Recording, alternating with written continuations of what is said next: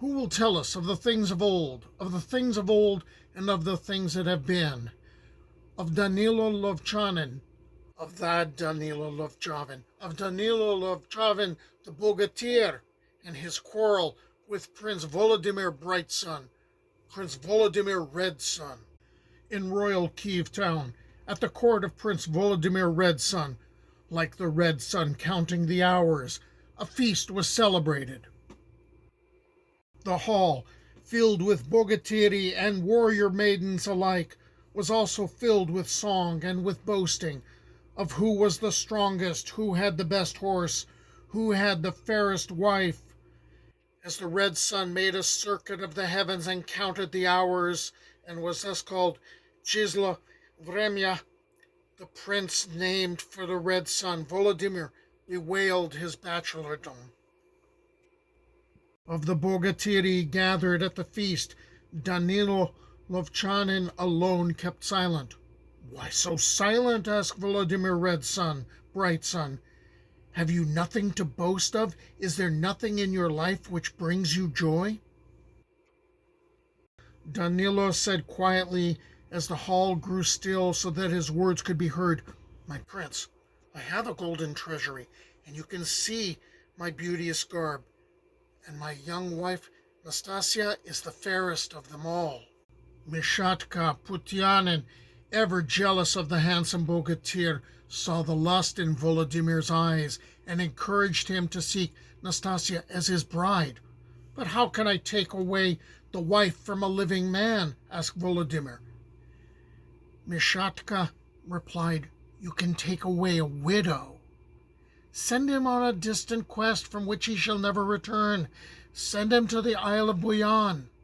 This the poorly advised Prince Volodymyr did, bidding Danilo to slay the wild beast that grew both feathers and a thick fleece, and to bring its heart and its liver.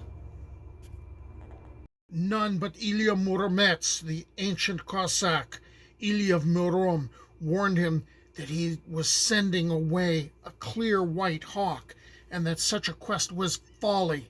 But Volodymyr had overcome his scruples against taking Nastasia from a living man.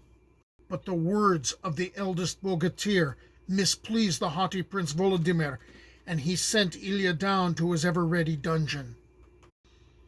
Thus commanded, Danilo rose up on his swift feet, rose up from the oaken tables and the embroidered tablecloths and the sugared foods, and went out the open door, sat on his swift horse, and went to his own chata. His young wife Nastasia saw him from her high room. She noticed that when he entered he hung his boisterous head down, and his eyes drooped down to Mother Earth, and Danilo told her of the quest which Prince Red Sun had set upon him. He bade her fill a quiver with 150 arrows, and she gave him 300 instead. At last he arrived at the windy Isle of Buyan, took out his mighty bow, and sent a gold-headed arrow upon a silken cord. He slew the beast, took out the heart and liver, and himself sat down to refresh himself on the flesh of white swans. As he neared royal Kiev town, he looked upon a host gathering outside his walls, as if to guard against his return. There came to meet him 300 boyars and 300 Tatars and 300 Cossacks, and they challenged him to fight for life. So Danilo once more arose on his stout legs, took his strong bow, and slew 5 at each pull, and so dispatched to their fate all the Tatars, boyars, and Cossacks. And then the good youth bewailed himself. "I am sure I must have displeased the prince. Where was it ever heard or seen that a brother fight brother in war?"